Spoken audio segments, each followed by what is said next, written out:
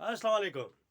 आज हम बात करेंगे पेपर के बारे में कि पेपर को कैसे हल किया जाए। क्या होता है कि पेपर के 3 सेक्शन होते हैं। कौन से सेक्शन होते हैं? पेपर का पहला सेक्शन शॉर्ट होता है, शॉर्ट सेक्शन होता है, लॉन्ग सेक्शन होता है और एमसीक्यूज होता है। अब क्या होता है कि कुछ बच्चे क्या करते हैं कि पहले शॉर्ट सेक्शन को करते हैं। शॉर्ट सेक्शन को करने से क्या करते हैं कि ये सवाल में इतने गुम हो जाते हैं कि सवाल को बड़ा कर देते हैं और उनका टाइम नहीं बचता, और लॉन्ग सेक्शन में जब आते हैं तो उसको छोटा कर देते हैं या कुछ रह जाते हैं। तो इससे बेहतर है कि पहले आप लॉन्ग सेक्शन करें, बाद में शॉर्ट सेक्शन करें। अगर शॉर्ट सेक्शन कर रहे हो तो खुद को ये समझा लो कि हमें शॉर्ट सेक्शन तो करना है मगर शॉर्ट करना है।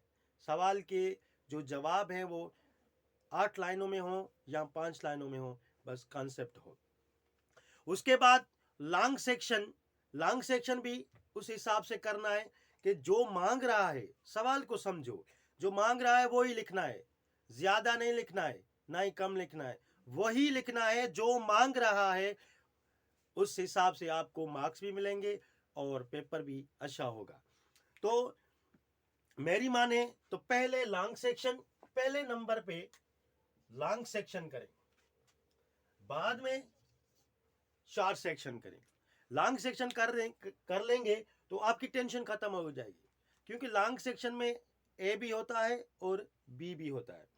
तो कभी कभी क्या होता है लॉन्ग सेक्शन में जब ए और बी आ जाता है तो क्या हमें एक सवाल की ए आती है तो बी नहीं आती, दूसरे सवाल की बी आती है तो ए नहीं आती। तो उस हिसाब से हम क्या करते हैं, दोनों सवालों को छोड़ देते हैं कि भाई इसमें से ए नहीं आ रही है, इसमें से बी नहीं आ रही है, तो हम कैसे करें? नहीं भाई, करो, उसकी ए करो, उसकी बी करो, मार्क्स तो मिलेंगी ना। वो मार्क्स लेनी है, छोड़नी नहीं है। वो सवाल करो, क्या पता पेपर हल करने के बाद आपको उसकी बी या ए याद आ जाए और लिखना है। सो उस हिसाब से कभी ऐसा मत करना कि इसकी ए नहीं आ रही है तो इसको छोड़ दें, इसकी बी नहीं आ रही है तो इसको छोड़ दें। उसको करना है।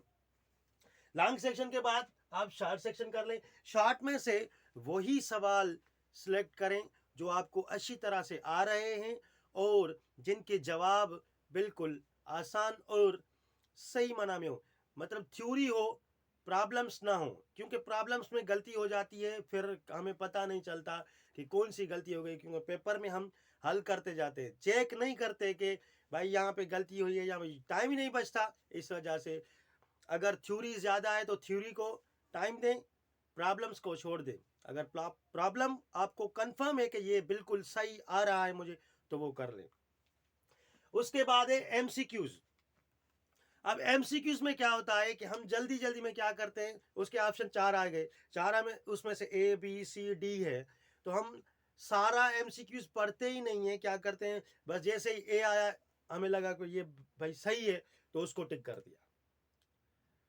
फिर जब दूसरा किया, तीसरा किया, फिर जब वापस आए और उसको पढ़ा, भाई ये तो गलत कर दिया हमने, इसका जवाब तो आखिरी डी है, आल है इसमें।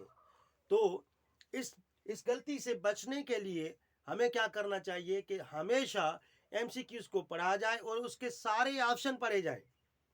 सारे ऑप्शन पढ़ोगे तो पता चलेगा कि कौन सा ऑप्शन सही है, क्योंकि कभी कभी एमसीक्यूज में सारे ऑप्शन सही होते हैं, सारे ऑप्शन सही होते हैं, फिर एक ऑप्शन ऐसा होता है जो सबके लिए होता है, ऑल ऑफ दीज होता है, बोथ होता है, तो उसको पढ़ा जाए। पढ़ेंगे सारे एमसीक्यूज को तो इंशाल्लाह आपका एमसीक्यूज गलत नहीं होगा, और जो पढ़ रहे हैं उसी पे कंसंट्रेशन हो, दूसरे पे नहीं हो।